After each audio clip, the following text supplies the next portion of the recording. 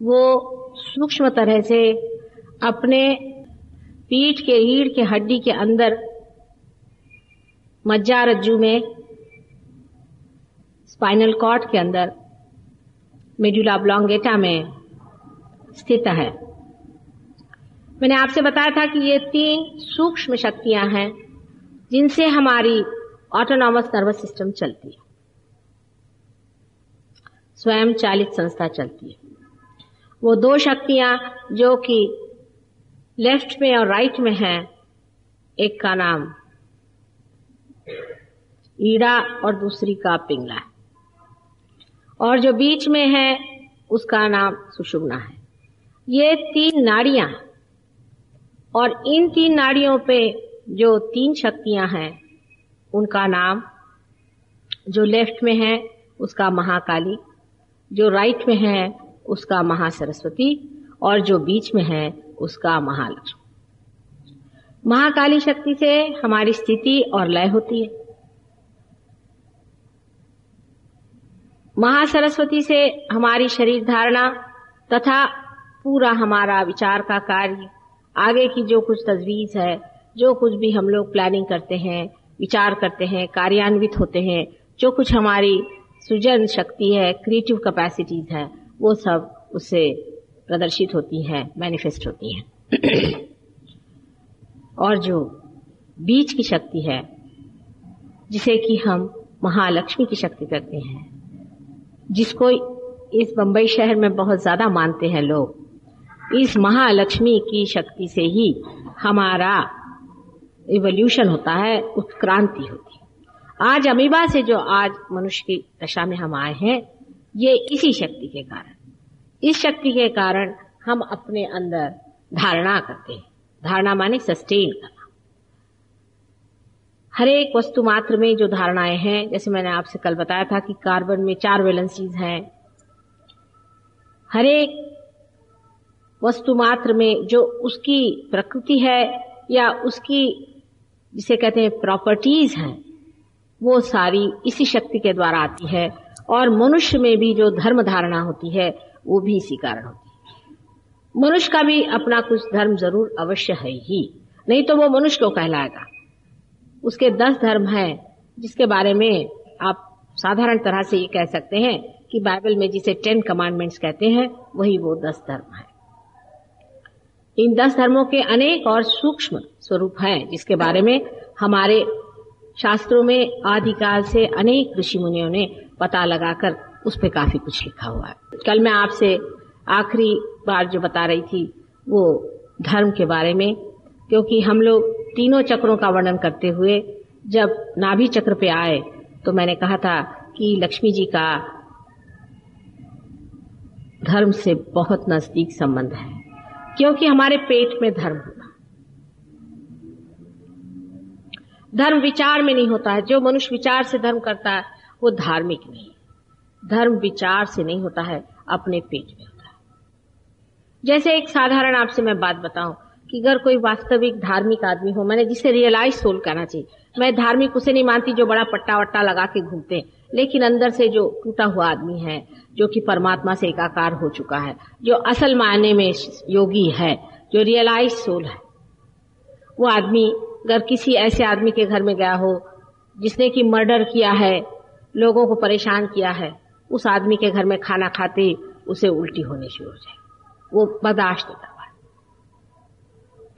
वो किसी भी नग्न स्त्री को देख नहीं पाएगा, उसको देखते साथ उसके अंदर से उल्टी आ जाएगी, उसका पेट उसे बर्दाश्त नहीं कर पाएगा। आप में से भी बहुत से लोग ऐसे होंगे कि वो किसी किसी के घर का खाना ही नहीं खा सकते, उनके घर में जाते होंगे तो उनको उल्टी ही आती होगी। इसका कारण कोई बता नहीं सकता। इसका सीधा कारण यह है कि आपका धर्म उस धर्म से मेल नहीं खा रहा जो उस घर में।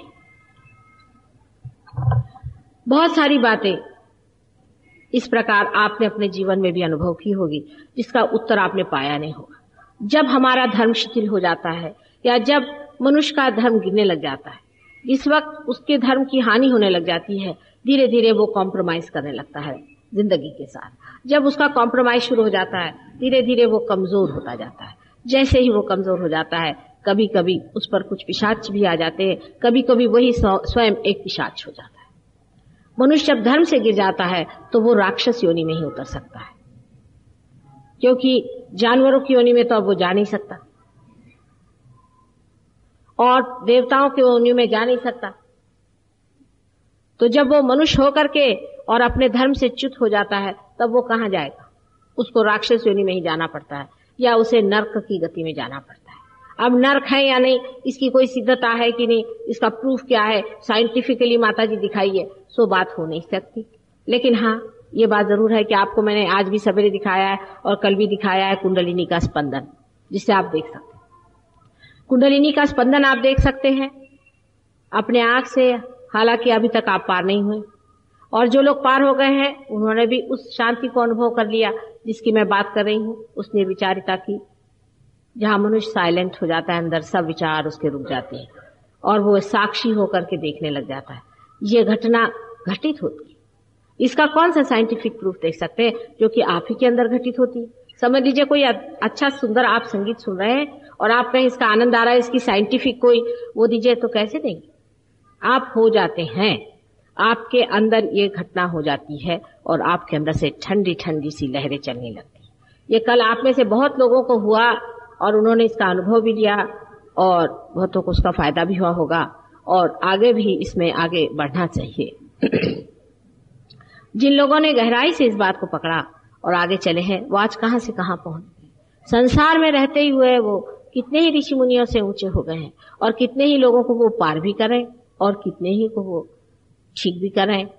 कैंसर जैसी बीमारियां भी हमारे यहाँ, एक साधारण स्कूल के शिक्षक हैं, उन्होंने कितने लोगों का कैंसर ठीक किया और बहुत पहुंचे हुए आदमी है, हालांकि वो बहुत ही साधारण एक शिक्षक है, बहुत पहुंच गए हैं और कुंडलिनी शास्त्र में एकदम उसके बिल्कुल समझ लीजिए कि बड़े समझदार, इतना उनमें ज्ञान आ गया है कुंडलिनी शास्त्र पे कि आप आश्चर्यचकित हो जाएंगे कि इस इंसान के अंदर इतना ज्ञान कहां से आया। अभी तक तो आपने कुछ जाना ही नहीं, जब जानना शुरू हो जाता है तो प्रगाढ़ ज्ञान जितना भी है सब अंदर से बहना शुरू होता है, क्योंकि पहले शक्ति आनी चाहिए जानने की, जिसमें जानने की शक्ति नहीं, अगर आपके अंदर सुनने की शक्ति नहीं तो आप क्या समझ पाएंगे मैं क्या कह रही हूं।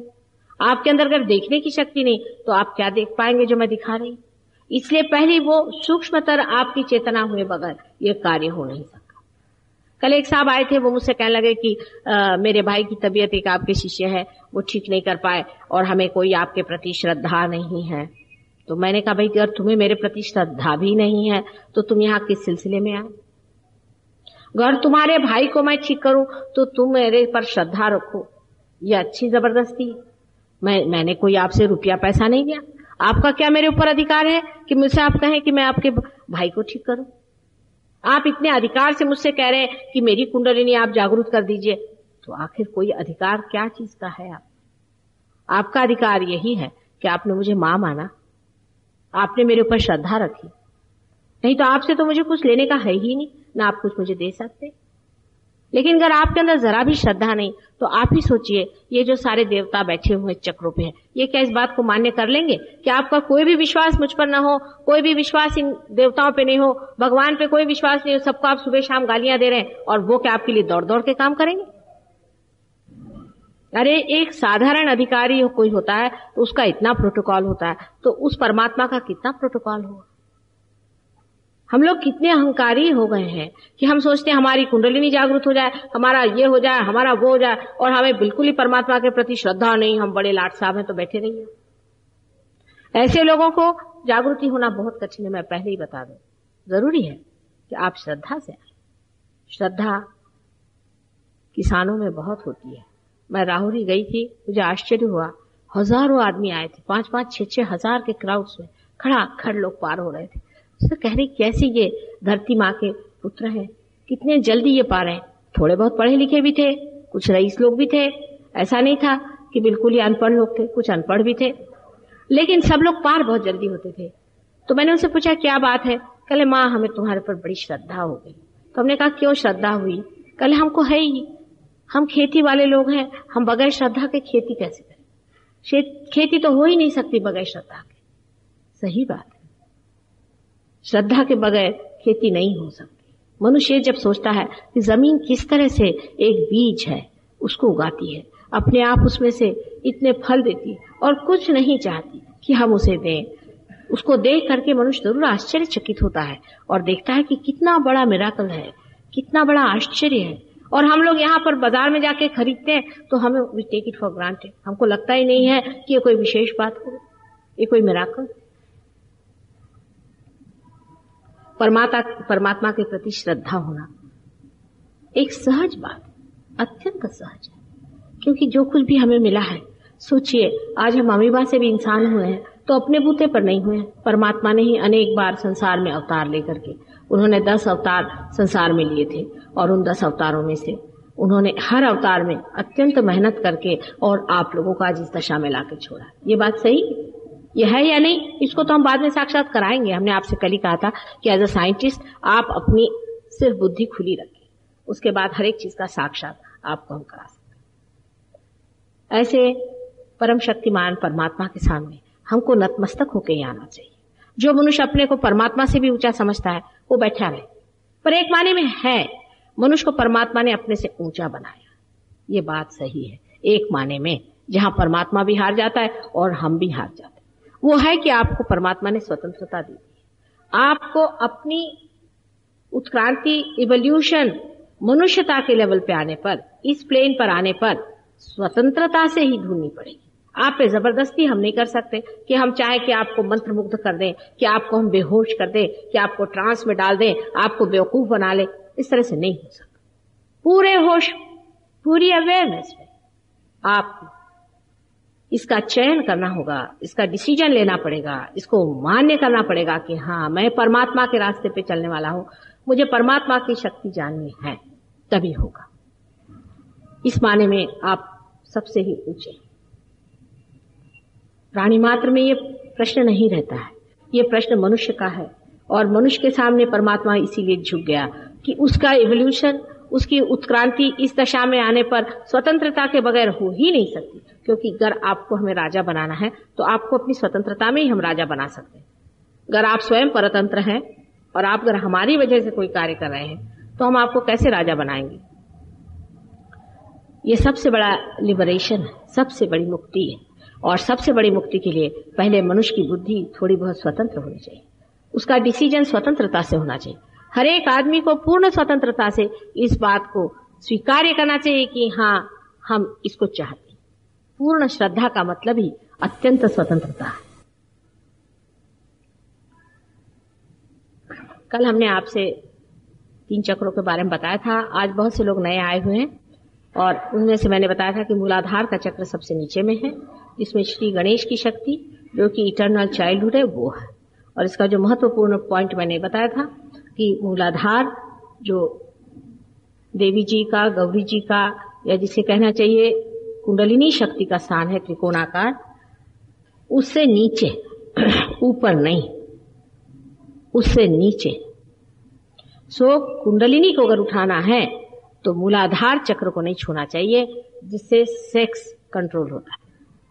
मूलाधार चक्र का संबंध सेक्स से है, क्योंकि श्री गणेश एक छोटे से बालक हैं और उन्हें छोटे बालकों का इस मामले में कुछ मालूम नहीं होता, वो अबोध होते हैं, उनमें इनोसेंस होता है। कुंडलिनी जागरण में या इवोल्यूशन में मनुष्य के कोई भी सेक्स का हाथ नहीं है, वो पहले ही से सब्लिमेटेड है।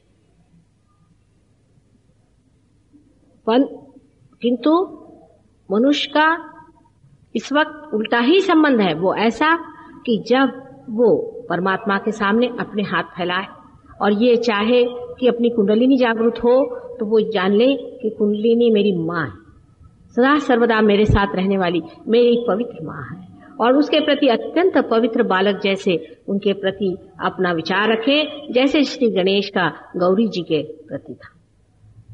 बाद में अपने देश में तांत्रिक लोगों ने आकर के यही सारा विपर्यास कर दिया। कभी अगर टाइम होगा तो उस पर भी बताऊंगी मैं तांत्रिक पर बात यह कि यही विपर्यास करके उन लोगों ने सारा सर्वनाश इस देश में फैलाया।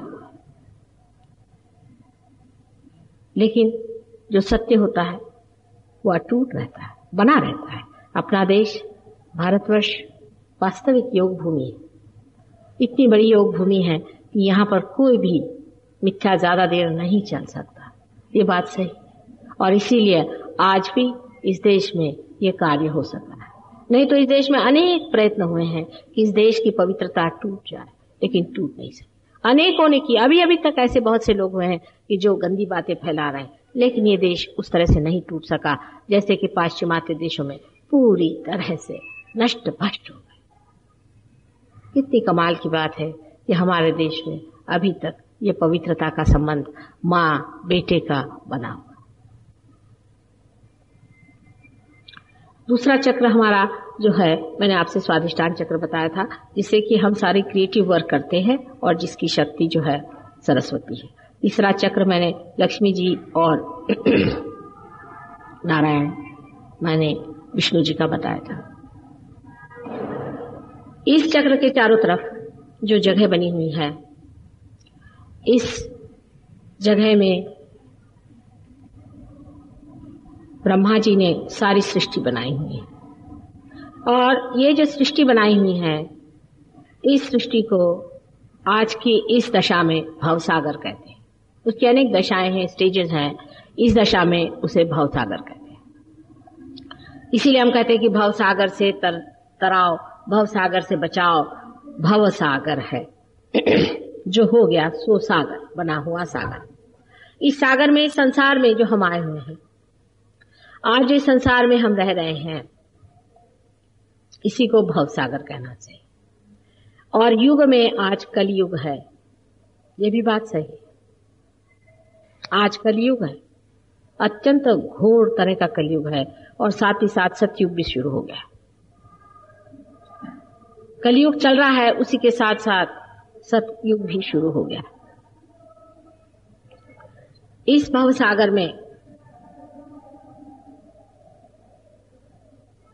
हमारे अंदर एक बड़ी महान शक्ति बार बार अवतरित हुई है।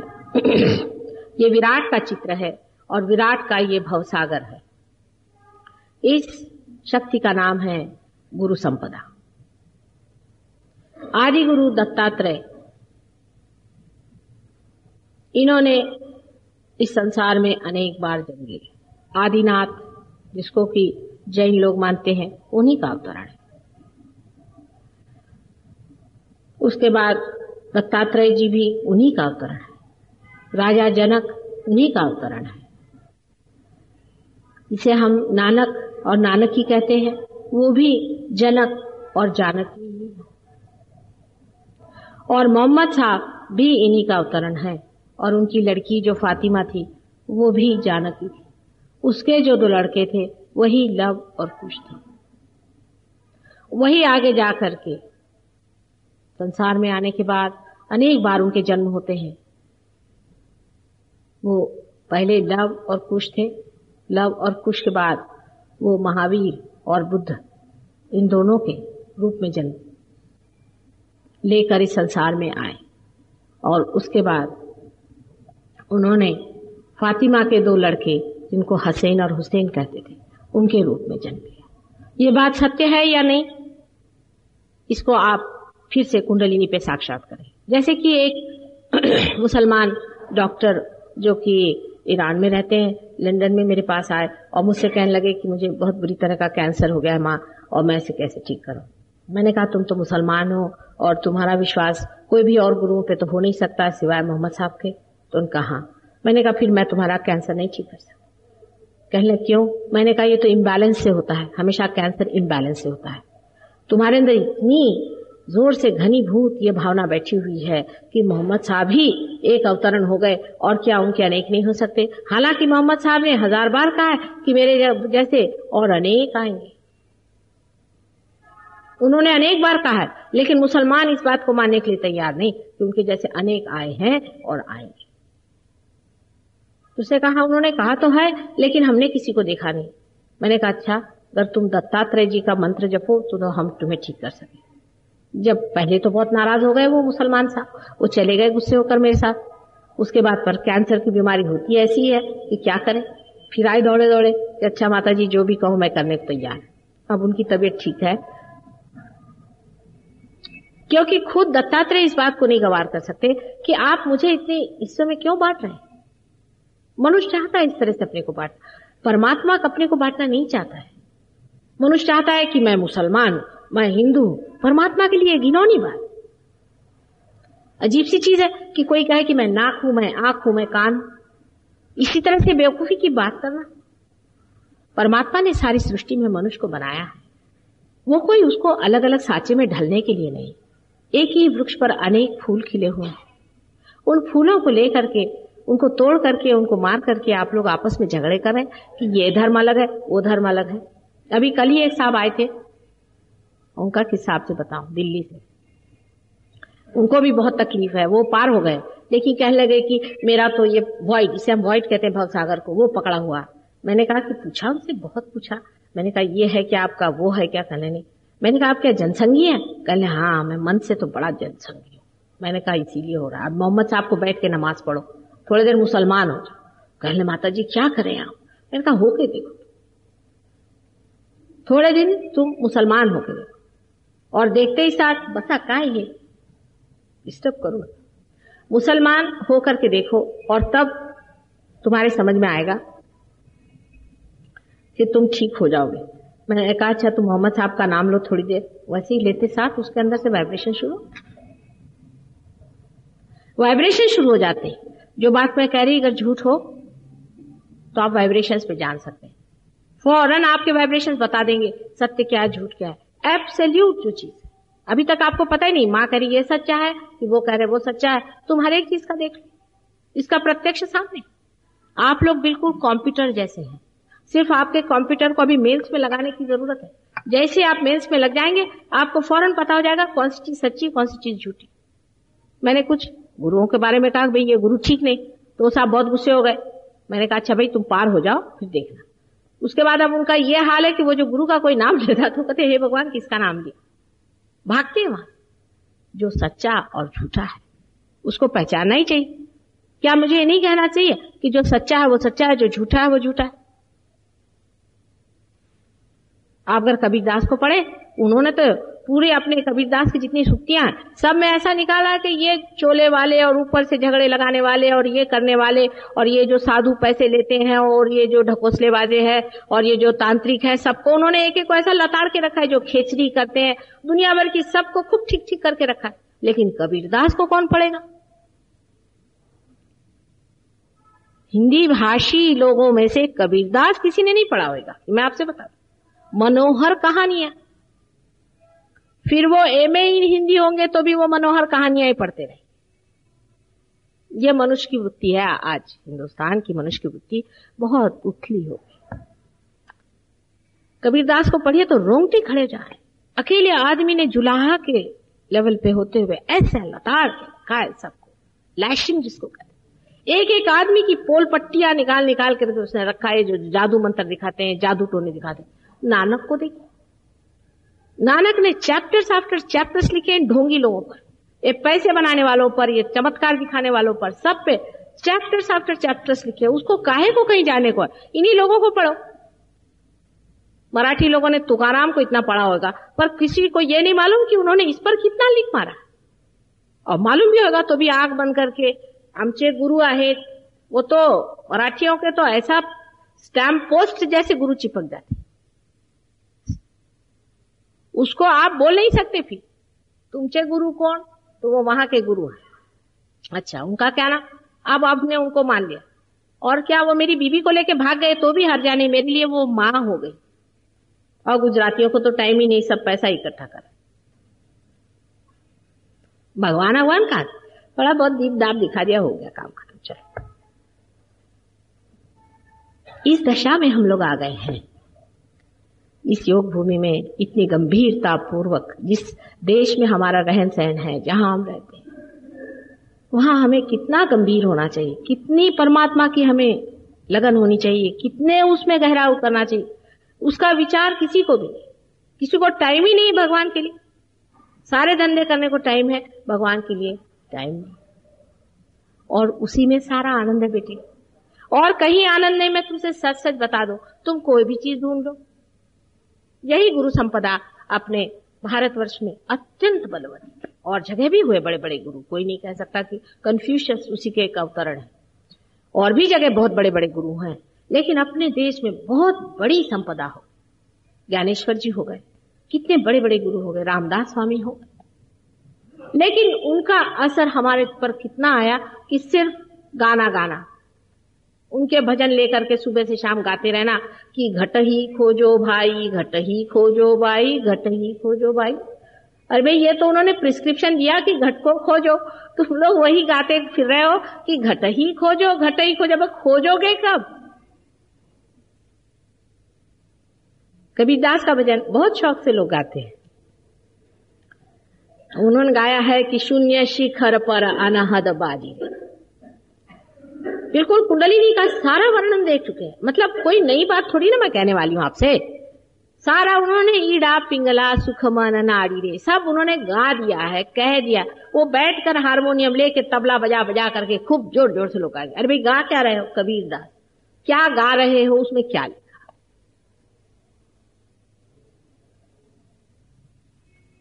माने ये भी एक मनोरंजन का साधन हो गया है। भजन मंडली का मतलब है लगे हैं अपने पागल जैसे। अरे गा क्या रहे हो, कर क्या रहे हो, सोच क्या रहे हो, कुछ सम्यकता नहीं उसमें। इसलिए अपने यहाँ की गुरु संपदा जो है उसको बड़े गहराई से जानने की जरूरत है। अब सिख लोगों का बताऊं आप, लंदन में सिख लोगों ने बड़ा भारी अपोजिशन कर दिया, क्योंकि उनको अपने सर में वो घमेला बांधना पड़ता है, क्योंकि वो अब गिरेंगे कहीं तो सर फूटेगा ना, अगर उससे जा रहे हैं बाइक से, मोटर बाइक से, तो घमेला पहनना पड़ता है। तो उन्होंने कहा हमारे धर्म में मना है। कहाँ लिखा है पूछे उनसे। अब अंग्रेजों ने बेचारे ने तो पढ़ा नहीं, उनका इनका धर्म अजीब है, जब इनका सर फूटेगा ये घमेला क्यों नहीं पहन सकते।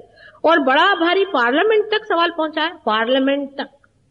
और एक चीज जिसे बिल्कुल पूरी तरह से मोहम्मद साहब ने भी और गुरु नानक ने मना किया है कि कोई भी तरह का नशा, कोई भी तरह का शराब, सिगरेट, कोई भी तरह का नशा मना है। उसमें सबसे नंबर 1 है। अंग्रेज भी उनके आगे हार गए। अगर कोई उधर से शराब पी करके सरदार जी आ रहे होंगे और इधर से कोई अंग्रेज आ रहा हो तो अंग्रेज भागेगा। जब तक वो लोग कहते सरदार जी लोग यहाँ रहेंगे, हमारे स्कॉच विस्की कभी भी खत्म नहीं होता, उसका व्यापार चलता रहे। ये तो हम लोगों ने वहां नाम कमाए हुए, और इनका नाम है नानक के खास, और पार्लियामेंट तक पूछे कि घमेला चाहिए। ये गुरु संपदा की हालत कर दी, जो कि इतनी महान शक्ति परमात्मा ने हमारे अंदर अवतरित की थी, उसका ये हाल हम लोगों ने कर दिया है कि अलग अलग ग्रुप्स बना करके और हर एक अलग चीज बना करके, और हम इसको कह रहे हैं कि हाँ यही हमारा धर्म। और मुसलमान जितनी शराब पीते हैं उसके मामले में तो कहना ही क्या, उनसे ज्यादा तो कोई शराब का शौकीन ही नहीं होता। इतना ही नहीं, उन्होंने कविता भी लिख रखी, काफी कवि, एक से एक कवि हो गए इस शराब पिशाच की वो इतनी स्तुति करें। राक्षस है बिल्कुल शराब, फर्मेंटेड शराब जो होती है इसमें राक्षस आते हैं, मनुष्य को राक्षस कर देती है। आप लोगों को शायद ये बात पसंद नहीं आएगी, लेकिन मैं आपसे बता रही हूं कि शराब मनुष्य ने बनाया हुआ एक एटम बॉम्ब है अंदर में। इतनी मूर्खता की चीज है, पता नहीं कैसे कहां दिमाग में कब आ गया इनके, और इन्होंने शराब बनानी शुरू कर दी। और अभी मुझसे एक साहब बताने आए थे कि देवता भी सोमरस पीते थे, तो मैंने कहा तभी तो उनका फॉल हुआ था। और ये कहां से उन्होंने एक शास्त्र निकाल के लाए कि देवता सोमरस पीते थे। मैंने कहा तब तुम थे वहां देखने के लिए, लेकिन तुम मत पियो, तुम अगर पियोगे तो पिशाच हो जाओगे। और जो पीते हैं उनको देख करके भी फिर पीने लग जाते। इसके लिए कोई प्रोहिबिशन की पॉलिसी लाने की जरूरत नहीं, अपने मन से ही सोचिए, विचार करो, विचार करो कितनी गंदी चीज है। गुरु संपदा में सबसे बड़ी चीज मनाई है नशे। हर गुरु जो भी संसार में आया उसे नशा को एकदम मना किया, क्योंकि बाकी अवतारों में इसका विचार नहीं हुआ था, इसलिए इन्होंने गुरु संपदा है उन्होंने किया, बिल्कुल मना था। और ईसाई लोग ये कहेंगे कि ईसा मसीह ने मना क्यों नहीं किया, किया है उन्होंने, लेकिन उनके जमाने में जो मोसेस नाम के हो गए थे उन्होंने साफ साफ लिखा है कि कोई सी भी नशे चीज नहीं पीनी चाहिए, क्योंकि वो जो थे वो गुरु संपदा वाले थे। उन्होंने इस बात को साफ किया हुआ। लेकिन ये जो ईसा मसीह के बड़े भारी कहते हैं कि हम ईसा मसीह के बड़े भारी फॉलोअर्स हैं, इन्होंने तो जितना उनका अपमान किया है संसार में कोई कर ही नहीं सकता, क्योंकि जिसने पूरा जीवन ब्रह्मचर्य से बिताया है। उनके ये शिष्य लोग हैं, जरा देखिए इनकी शक्लें, आपको तो पता ही नहीं किस गर्त में फंसे हुए हैं। अपने को ईसा मसीह के ये लोग चेले कहते, उनके पक्के दुश्मन, उनका अपमान करने वाले ये लोग।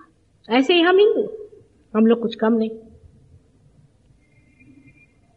धर्म विचार जब भी हम करेंगे गुरु संपदा के साथ ही संबंधित होता है। एक चीज बताई गई है हमारे अंदर कि हर मनुष्य के अंदर एक ही आत्मा की ज्योत होती है, वही परमात्मा का दर्शन है, और हर आदमी का पुनर्जन्म हो सकता है। फिर हम ऐसा कैसे कह सकते हैं कि कोई मनुष्य जाति से ही ब्राह्मण होता है? और उसमें कहते हैं कि गीता में लिखा है, तो आप उनसे ये सवाल जाके पूछें कि गीता किसने लिखी? व्यास ने। व्यास किसके लड़के थे?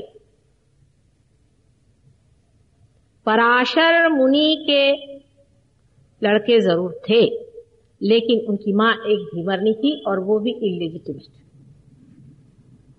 सबको मालूम है वो कोई ब्राह्मण के लड़के नहीं थे, विवाहित भी नहीं हुए थे उनके पिता माता, और उनके लड़के पैदा हुए थे व्यास। क्या वो लिख सकते हैं कि जन्म से ही वो ब्राह्मण होना चाहिए? यारो, वाल्मीकि कौन थे? आप जानते हैं सब लोग। फिर इस तरह का अट्टहास करना कि कोई मनुष्य जन्म से ही ब्राह्मण हो सकता है, ये बहुत ही गलत बात है। अपने सारे ही मार्ग तोड़ने का ये बड़ा गंदा तरीका लोगों ने बना लिया। ब्राह्मण का मतलब होता है जो ब्रह्म को जानता है, द्विज, जिसका दूसरे बार जन्म हुआ। जो रियलाइज नहीं हुआ वो ब्राह्मण हो ही नहीं सकता है। हमारे यहां तो ब्राह्मण आप घर में खाना बनाने के लिए रख लो, हो गए ब्राह्मण घर में खाना बनाता है। हम पवित्र आदमी हैं, हमने घर में ब्राह्मण रखा है खाना बनाने, पूजा करने के लिए ब्राह्मण रख लिए। भाड़ोत्री ब्राह्मण नहीं हो सकता। ब्राह्मण एक दशा है, एक वृत्ति है जो ब्रह्म को खोज रहा है। आप सब ब्राह्मण हैं क्योंकि आप ब्रह्म को खोजते मेरे पास आए। जो ब्रह्म को खोजता है वो ब्राह्मण है, जो सत्ता को खोजता वो क्षत्रिय है। इस प्रकार वृत्ति पर अवलंबित है ये सारा। लेकिन हिंदुस्तान में इसकी इतनी गंदी प्रथाएं चलती आए, इस कदर हम लोगों ने अपने गुरुजनों को सताया है। ज्ञानेश्वर जी को, क्योंकि वो सन्यासी के लड़के थे ऐसा इन लोगों का कहना था, उनके प्राण ले लिए। अभी अभी तक जो साईनाथ हमारे शिरडी में हो गए, जो कि स्वयं साक्षात दत्तात्रेय के अवतार थे, उनको इसलिए सताया गया कि वो मुसलमान है। और अभी जब वो मर गए तो उनके सामने उन्हीं के दुश्मन, वही लोग जिन्होंने उनको सताया था, इतने बड़े बड़े पेट निकाल करके खड़े होकर उनका आरती कर, पैसे बनाने के धंधे बना, चारों तरफ से उनको बंद कर दिया, वहां कुंद कर दिया। एक दिन ऐसा आएगा कि वहां से उनकी आत्मा उठ जाएगी। उनका एक बिजनेस बना दिया, परमात्मा को बेचने को निकल आए। इन गुरुओं को बेच रहे हैं हम लोग। जब वो जिंदा रहते हैं तब उनको सता सता करके मार डालते हैं। जो कुछ भी संसार का जितना भी दुष्ट क्रूर है सारा उनके साथ होता है। और जब वो खत्म हो जाते हैं, जब हम मर जाते हैं तब तो हमें पता होता है, क्योंकि हम कलेक्टिव सबकॉन्शियस में जाते हैं, जो मैं कल सब बताने वाली हूं आपको सवेरे। जब हम कलेक्टिव सबकॉन्शियस में जाते हैं तो हमको पता हो जाता है कि हमने ये दुष्टता करी, ये हमने क्रूरता करी। फिर आकर के उनकी भजन शुरू कर देते, और उसके साथ अगर कुछ पैसा ऐसा मिलता बहुत अच्छी बात है। क्या ये धर्म का हाल बना रखा? ये धर्म संपदा हमारे भवसागर में हमारे भी अंदर है, इसलिए इसके बारे में करेक्ट आइडियाज होनी चाहिए। आदमी सबसे बड़ी करेक्ट आइडिया ये होनी चाहिए कि धर्म हमारे अंदर की इनेट चीज है, अंदर की चीज है। और हर एक बड़े बड़े धर्मों में और धर्म संस्थापकों में एक ही धर्म की शक्ति अलग अलग स्थान पर, अलग अलग जगह, अलग अलग स्वरूप में आई है। और ये कंटिन्यूअस प्रोसेस है। जैसे जैसे पेड़ में पहले फूल आता है, फिर उसकी बूंदा आता है, फिर उसकी पत्तियां आती हैं, फिर उसके फल लगते हैं, बीज आते हैं, उसके अनेक रूप में आता है, पर शक्ति उसके अंदर एक ही होती है। उसी प्रकार धर्म के इस वृक्ष में, महान वृक्ष में, जो कि एक ही चीज है, अनेक समय में अनेक तरह की अनेक चीजें हुई हैं, लेकिन सबके अंदर एक ही शक्ति चालित है और हमें कोई अधिकार नहीं कि हम उसका विभाजन करें या उसको अलग अलग कह करके और हम उसके मत्तेदार बैठ जाए। हम कहें कि हम फलाने हैं और हम ठिकाने। आदि शंकराचार्य के देखिए, आज जितने शंकराचार्य बैठे हैं, एक शंकराचार्य छोड़ के बाकी सब आदि शंकराचार्य, जिन्होंने कहा था कि न योगे न सांख्य न किसी चीज से ये नहीं होने वाला है, सिर्फ मां की कृपा से ही आदमी पार हो सकता है। शंकराचार्य को बांध करके जंगल में डाल दिया और ये लोग सब सर पे सोने के चवर लगा करके घूम रहे हैं। आपको पता है, सोने का छत्र चाहिए, अंदर शक्ल देखिए कैसी। शंकराचार्य का मतलब कितनी बड़ी चीज होती है। साक्षात दत्तात्रेय जी का अवतरण कहां और कहां ये आजकल के भाड़ोत्री। फिर उसका रिएक्शन आता है।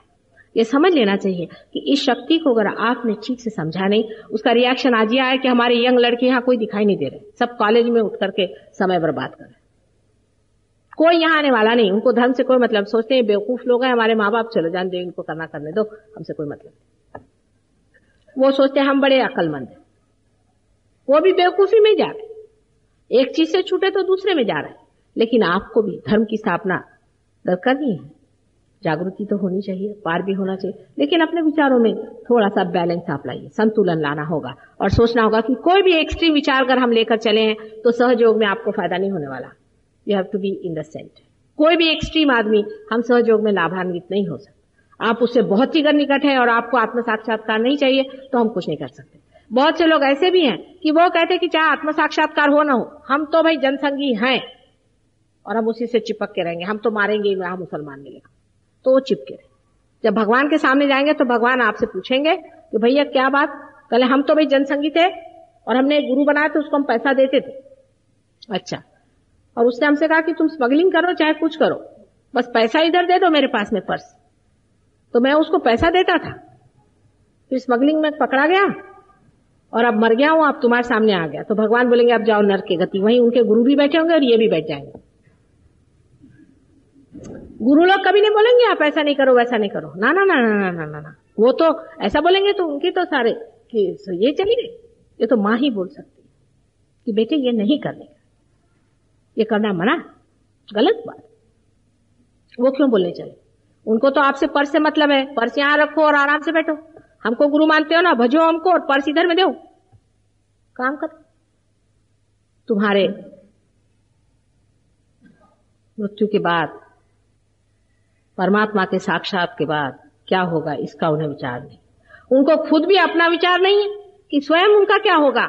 ये पैसे और ये चीजें जो इन्होंने इकट्ठी यहां कर रखी, इसका क्या बोझा उठा करके ले जाएंगे?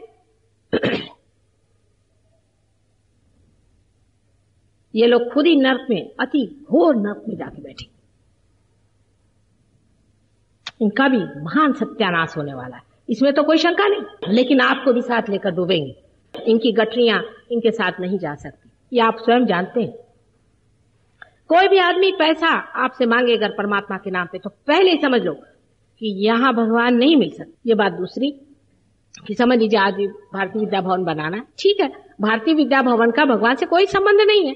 इसको भवन बनाना है, इसके लिए पैसा इकट्ठा करो, बनाओ, हो गया। इसका भगवान से कोई संबंध नहीं हो सकता। कोई कहे कि भगवान के लिए दो, भगवान के लिए क्या दे सकते हैं आप? क्या है आपके पास? क्या दे सकते हैं?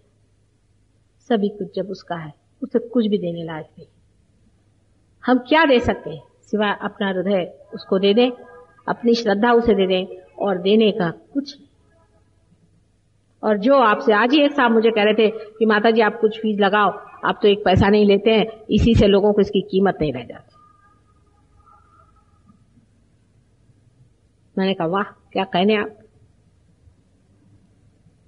मैंने कहा ये बताओ तुम अपने मां के प्यार को कितने रुपए में बेचोगे, कीमत लगाओ। आज ऐसी बात कही सो कही, फिर कभी नहीं कही। ये सब चीज कोई सोच ही नहीं सकता, क्योंकि हर एक चीज हम पैसे के मामले में सोचते हैं। वो बालाजी के उसमें है, वो सर पे कुछ लगाते हैं, उसकी लगा रहे बोली। इसके चवर घुमाने के उसकी बोली लग रही, सब जो है शेयर मार्केट हो गया। तुम लोग अपने मां के प्यार को भी बेचने निकले हो क्या? अपने धर्म की कल्पनाएं कितनी कितनी घृणित हो गई, जरा सोचो, जरा सोच लो। क्या हम लोग बिल्कुल प्यार नाम की चीज जानते ही नहीं? क्या हम लोगों की माए नहीं की?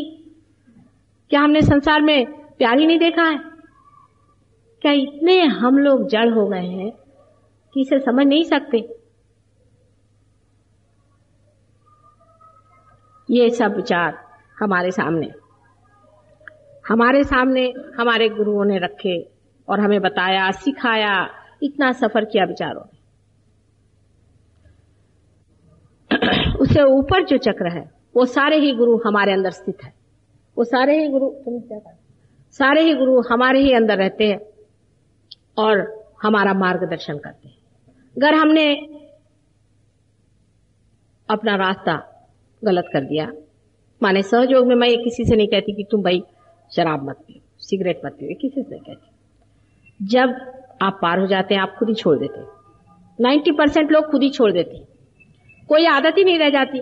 कारण यह है कि जब आप अपना ही मजा उठाने लग जाते हैं तो आपको टाइम कहाँ कि कोई और चीज का मजा उठाए। आप बोर होना ही भूल जाते हैं। आनंद इतना आने लग जाता है हृदय का कि आप इस चीज को भूल ही जाते। इसलिए मैं किसी से कहती नहीं हूं, लेकिन ये घटित हो जाता है, ऑटोमेटिक हो जाता है। उसके बाद आप ऊपर देखेंगे कि जो चक्र है जिसे कि हृदय चक्र कहते हैं,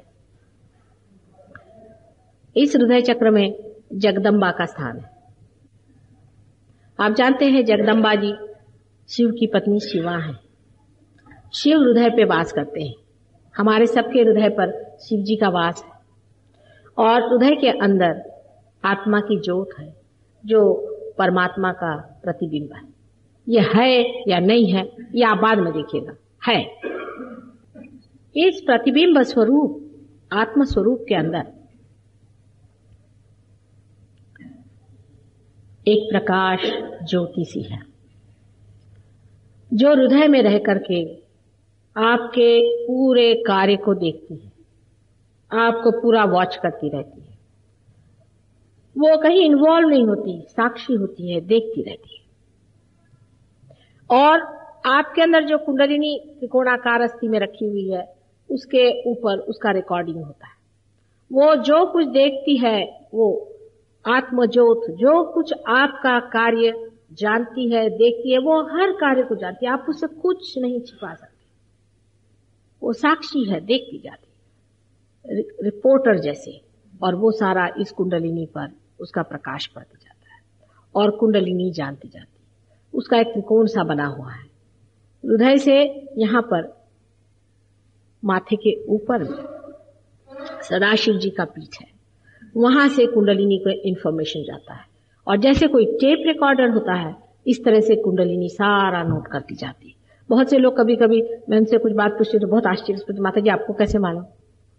तो मैं कुंडलिनी से जो जानती हूँ, तुम्हारा सारा टेप ही बजा सकती हूँ। तुम्हारा टेप बजा लिया, खत्म। और जो चाहिए वो टेप खींचना भी नहीं पड़ता, सब सामने आ जाता है। सारा कुंडलिनी में जमा रहता है और ये आत्म की ज्योत अकेली तना जलती रहती। जब कुंडलिनी जागृति होती है, जब कुंडलिनी उठ करके और ब्रह्मरंध्र को छेदती है, तो सदाशिव जी का पीठ जो सर के ऊपर में यहां पर है, सदा सर्वदा आपके ऊपर वो रहता है। इसी के कारण आप में सत असत विवेक बुद्धि होती है, कॉन्शियस उसी की वजह से रहता है। और तब जब वो वहां जाकर के छू जाती है, तो जैसे गैस में एक छोटी सी लाइट जलती रहती है और उसमें जब गैस का फोर्स आकर के मिल जाता है तो सारा वो प्रज्वलित हो जाता है। उसी प्रकार आपकी सारी चेतना में ही उसका आभास आ जाता है, उसकी चेतना आ जाती है। ये जो हाथ में जो बाद में वाइब्रेशंस आपके आते हैं, ये उसी की चेतना का असर है। और उसी के बाद मनुष्य साक्षी स्वरूप हो जाता है। ये घटना घटित होनी पड़ती है, ये कोई भाषण से नहीं होने वाली। अभी जब मैं भाषण आपको दे रही हूं, अभी वाइब्रेशंस मेरे चल रहे हैं और आ रहे हैं और आपके अंदर उसकी घटना जो भी है हो रही। लेकिन सब लोग जो भाषण देते हैं और किताबें पढ़ते हैं उससे नहीं होने वाले। इसके लिए बड़ा अधिकारी कोई चाहिए, और अधिकारी ऐसा चाहिए कि जो प्रेम में पूरी तरह से परमात्मा से एकाकार। अधिकारी का मतलब तो स्पेक्टेकुलर कोई होना चाहिए कि 7 मंजिल पे बैठा हो, सब लोग उसके नीचे जाके पांव छुए। उन्होंने आया गर्दन एक ने मारी गुरुजी के सर पे, फिर दूसरा है उसने गर्दन मारी, वहां 25 रुपए रखो, किसी ने 500 रुपए रखे, और वो 4 पंख लगा करके वहां बैठे हुए हैं, 2 सींग लगा करके। नहीं, इसका अधिकारी अत्यंत सीधा साधा होता है। हम लोग राधा जी को आदिशक्ति मानते हैं, सीता जी को मानते हैं। सीता जी में क्या विशेषता? हम लोग मेरी को मानते हैं, क्राइस्ट की मदर को आदिशक्ति। क्या था उनमें? बहुत सर्व साधारण माताएं थी, बहुत सर्वसाधारण, लेकिन अंदर से शक्तिशाली थी। उनकी शक्ति को जानने के लिए लोगों को रियलाइज होना पड़ता था, नहीं तो लोग नहीं जानते। सीता जी के समय में तो इस कदर लोगों में सेंसिटिविटी थी, इतने सेंसिटिव लोग थे। आज वैसी बात नहीं दिखाई देती। मैं भी सातारा गई थी, तब मुझे लगा कि वो सेंसिटिविटी के लोग यहाँ हैं, लेकिन और तो कहीं मैंने ऐसे देखे नहीं कि एकदम मानो जैसे उन्होंने जान ही लिया ये चीज क्या है। इतने सेंसिटिव लोग थे, फट से पार हो गए। उनके राजा की मदर ही इतनी सेंसिटिव थी कि मुझे बड़ा आश्चर्य लगा। मैंने कहा सातारा जैसे छोटी जगह में, शिवाजी के शायद वहां के पुण्य प्रताप से ऐसा हो, लेकिन लोग इतने सेंसिटिव थे कि जैसे कि बिल्कुल पूरी तरह से तैयार थे, दीप और चट से जल गए, खटाखट, बहुत ही सुंदर। इस तरह के लोग जब होते हैं तो ये कार्य हो जाता है। सेंसिटिविटी जरूर होनी चाहिए इस चीज के लिए कि आदमी सेंसिटिव हो। नहीं हो तो हम मेहनत करते हैं और किया है। अब ऊपर के चक्रों में से जो मैंने जगदम्बा का चक्र बताया है, आप जानते हैं कि जगदम्बा जी ने अनेक बार अवतार लेकर के भवसागर में आकर के और सब भक्त वत्सल लोगों की रक्षा की है। उन्हीं में से आप लोग भी आज कलयुग में आप उसी को खोज रहे हैं। आप भी उन्हीं में से आए हुए। आप में भी कोई संपदा हुए बगैर आप यहाँ आने वाले नहीं और आप पार होने वाले नहीं। अगर आप ये जान लें कि ये आप ही का चेक है जो मैं कैश कर रही हूँ, आप ही की वहां पर सब जमा रकम जो है उसको मैं दे रही हूँ, मेरा अपना कुछ नहीं, मैं बीच में बैठी हूँ। मीडिएटर जैसा होता है, मैं बीच में बैठी हूँ, आपका है आप ले लीजिए, लेकिन इतना ही है कि मैं अनधिकार नहीं दे सकती। अधिकारी जो होगा उसे दूंगी, और जो कुछ भी मुझसे बन पड़ेगा, जितना भी मेरे प्यार से उसमें शक्ति से मैं डाल सकूंगी करूंगी। होता है, अनेकों को हुआ, हजारों को हो गया है, और आपको भी होना चाहिए। अब उससे ऊपर उसके साइड में जो चक्र है उसको आप कह सकते हैं कि वो श्री राम और सीता का चक्र है, क्योंकि जब एवोल्यूशन में 10 उनके अवतरण हुए थे तो उसमें से एक अवतरण श्री राम और सीता का हुआ था। और श्री राम का अवतरण इसलिए हुआ था कि संसार में यह बताया जाए कि आदर्श राजा कैसे होना चाहिए। अब इस पर बहुत ज्यादा मैं बता नहीं सकती हूँ कि टाइम कम है। और उसके ऊपर का जो चक्र जिसको कि हम आज्ञा चक्र कहते हैं, जो ऑप्टिक थैलेमस, जहां पर कि हमारे 2 आंखों की जो नर्व्स है मिलती हैं, उस जगह सेंटर में एक सेंटर है जिसे कि पिट्यूटरी और पीनियल ग्लैंड्स दोनों कंट्रोल होती है, जिससे ईगो और सुपर ईगो मनुष्य का जो सर में बना हुआ है वो कंट्रोल होता है। और इसके अलावा ये जो चक्र है इसके बीच जहां पर आप यहां पर देखें, एक तो ये आज्ञा चक्र है और यहां बीचों बीच यहां पर श्री कृष्ण का चक्र है।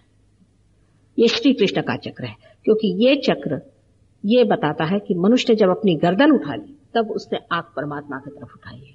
जब तक वो पृथ्वी की तरफ उसकी गर्दन थी तब तक विराट या परमात्मा की ओर उसकी दृष्टि नहीं थी। जब उसने अपनी गर्दन ऊपर को उठा ली, जब वो जानवर से मनुष्य हो गया, जब उसने गर्दन उठा ली, तब यहाँ कंठ में श्री कृष्ण का वास है।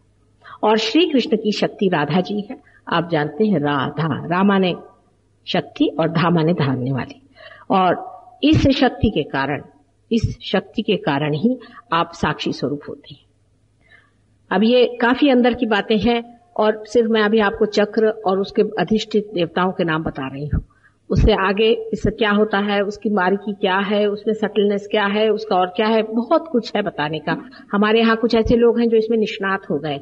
आप लोग भी प्रयत्न करें। करीबन आप अगर बार बार प्रोग्राम होते रहते हैं हमेशा भारतीय विद्या भवन में, आप लोग आए, जाने, समझे। किताब भी कुछ किसी ने लिखी हुई है, मैंने तो अभी तक कुछ लिखा नहीं, लेकिन सब लोगों ने कुछ कुछ लिखा हुआ है, उसे देखें। मेरे लेक्चर्स हैं, उनको सुने और समझें और अपने हाथ चलाएं, तब आपको पता होगा कि जो मैं कह रही हूं वो सही है या नहीं। अब जो ऊपर का जो आज्ञा चक्र है जिसे मैंने बताया था, उसमें महाविष्णु का अवतरण है, जिसको आप अगर देवी भागवत पढ़ें तो आपको पता होगा कि महाविष्णु एक बहुत बड़ी बालक की अवतार की स्थिति है और उसमें उन्होंने श्री गणेश को ही मुख्य तत्व माना है। श्री गणेश मुख्य तत्व मान करके उस अवतार को संसार में भेजा गया था, जिनका नाम ईसा मसीह। ईसा मसीह दूसरे तीसरे कोई नहीं, श्री महाविष्णु का अवतरण है, इसके बारे में जिसको कि हम लोग बौद्धा कहते हैं, ये ईसा मसीह का अवतरण है। और उनकी जो मदर थी वो स्वयं राधा जी स्वयं। इसका प्रत्यक्ष ये है कि जीसस नाम जो उन्होंने दिया है ये जेसु नाम है, यशोदा से है। यशोदा का नाम कहीं भी नहीं आया, इसलिए उन्होंने इसका नाम जेसु दिया। और उनका नाम जो क्राइस्ट है वो दूसरा तीसरा कोई नहीं, कृष्ण से है, क्योंकि कृष्ण ही उनके पिता थे।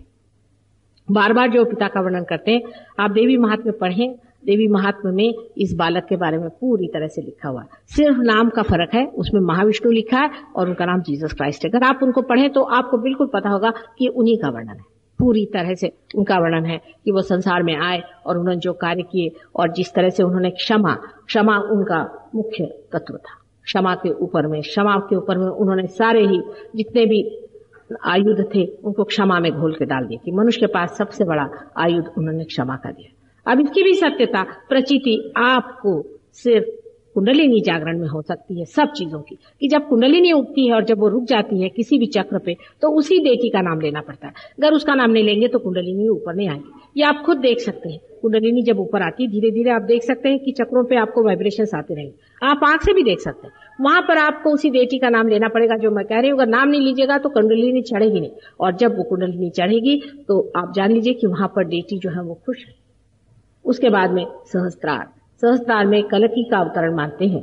कलकी माने जो सारा ही पूरे सारे 7 चक्रों का, 7 चक्रों के जो मालिक हैं वो कलकी है, और इसलिए उनका अवतरण सहस्त्रार में मानते हैं। और ये आदि शक्ति का सबसे अत्युच्च अवतरण है, क्योंकि इसी के कारण, आदि शक्ति के कारण ही यहाँ पर सहस्त्रार को खोला जा सकता है, नहीं तो कभी नहीं खोला जा सकता। साथ ही के साथ ही सारे देवता इस चक्र पे विराजमान होते हैं और ये सहस्त्रार का अवतरण है। अब आपसे मैंने काफी बता दिया है इसके मामले में। अब हम थोड़ा सा ध्यान करेंगे और देखेंगे कि हमारी क्या स्थिति है।